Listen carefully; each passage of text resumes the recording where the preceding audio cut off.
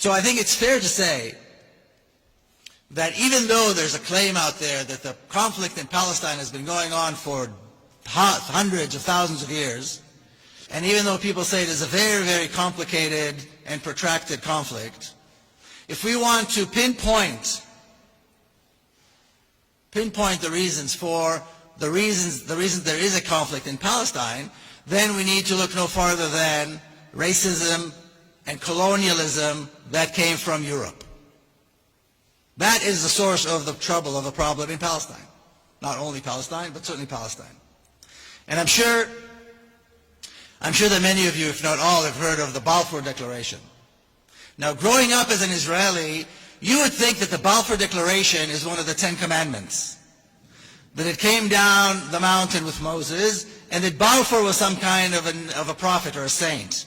Every city, almost every city in Israel, has a Balfour Street or a Balfour Plaza. And growing up, you think that Balfour was, at least a prophet, maybe a king, a Jewish king. And what is the Balfour Declaration? Lord Balfour, who was the Foreign Secretary of Great Britain, promising a Jewish millionaire by the name of Rothschild, Palestine for the Jewish people. In other words, one white European racist offering another white European racist a country that belongs to somebody else. Neither one of them had anything to do with Palestine.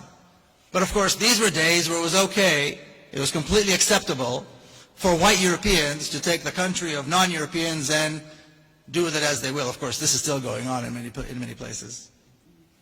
So that's the Balfour Declaration. Now, several decades later, we had the United Nations intervene and come up with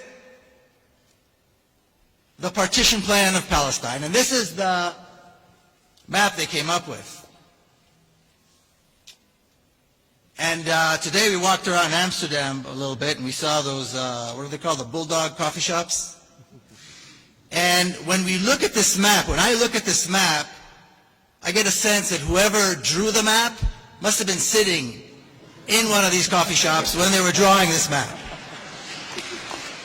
First of all, when you look at the map, it's absurd. The boundaries are absurd. There's nothing there that is actually practical. But that's just one aspect of the madness.